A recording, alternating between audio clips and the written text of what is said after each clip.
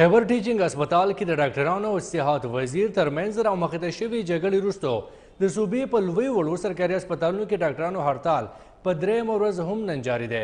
د پېښور په ټولو غټو هسپتالونو کې د ایمرجنسي نه علاوه ټول سرویسز بند دي چې له وجې مریضان د سختو کړاوونو نه تېرېږي.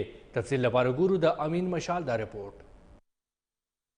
خیبر پختونخوا ډاکټر کونسل په صوبایي کچ د صحت وزیر هشام انعام الله خان په ضد مقدمه نه درج کولو په ضد هړتال نن په درېیمه ورځ هم جاري ساتلې چې له امله یې مریضان د سخت اذیت سره تیریږي او همدغه وجه ده چې د لرې نه راغلي مریضان نجي هسپتالونو ته په تلو مجبوره شوي دي. په خیبر ټیچینګ هسپتال کې د مریضانو ډیر رش لیدل کیږي او د مریضانو فریاد اوریدونکي هیڅوک نشته. نن مې څلورمه ورځ ده، پیشنټ په بیګ باندې پروت دی، نه ډاکټر شته دی، هېڅ ټریټمنټ ورته نشته دی.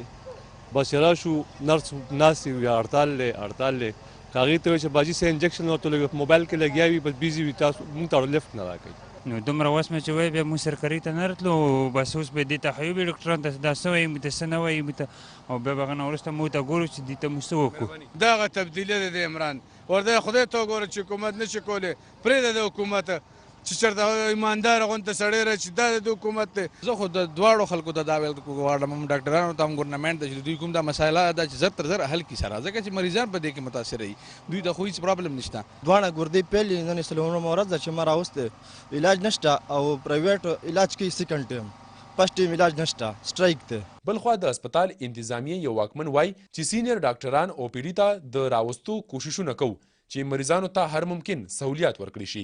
سینیر ډاکټر به موږ د ما سره د لیست دی نو دې کې به موږ اوس هغې ته د دې ځای نه چونکې د هغې لږ غونتې لیټ راځي، تقریبا دا اوس 10:30 بجې، اوس به هغې ته موږ ریکویسټ کوو د چا اصل کې زموږ د داسې روټین وي چې د هر یو ورځ باندې د هر چا واډ باندې خپل خپلوال ډوي که نه. د یادونې وړ ده چې په خیبر ټیچینګ هسپتال کې په اسسټنټ پروفیسر ډاکټر ضیاءالدین افریدي باندې د مبینه تشدد کولو په ضد ډاکټرانو هړتال شروع کړی، ولې تر اوسه د حکومت سره کامیاب مذاکرات نه دي شوي.